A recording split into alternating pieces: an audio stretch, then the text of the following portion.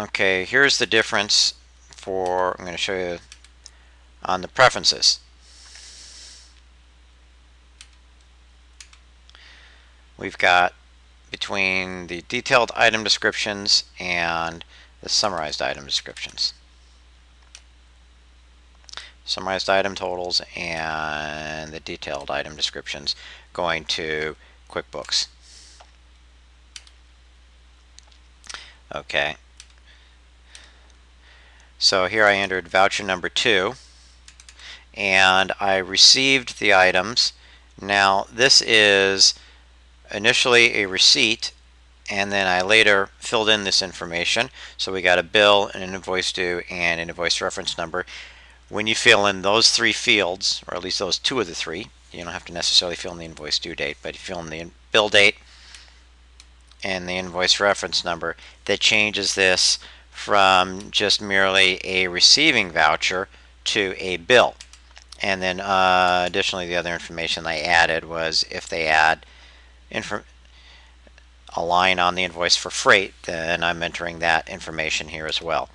So we go over to QuickBooks and we are in here, the unbilled purchases register, and you can see that here this POS voucher 2, this is the increase column, and it increased it for $6,720. Then that's just the receiving voucher. Then when it's billed on voucher number 2, it's going to decrease, and the offset of that is to inventory asset here.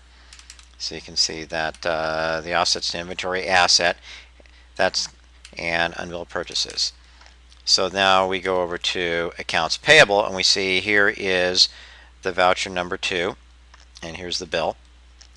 And this is what I wanted to show you is here on the items tab we have one line, and this is for a POS receive item only.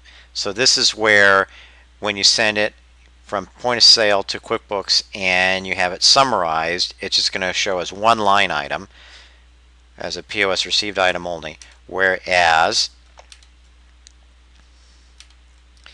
if you send it in detail, then this is going to show all the individual items. And again, on the item list, they're going to show up in QuickBooks as inactive items.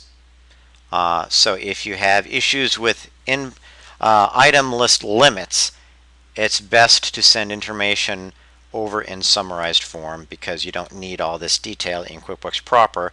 You can track all the detail information in point of sale and generate all your detailed inventory reports in point of sale.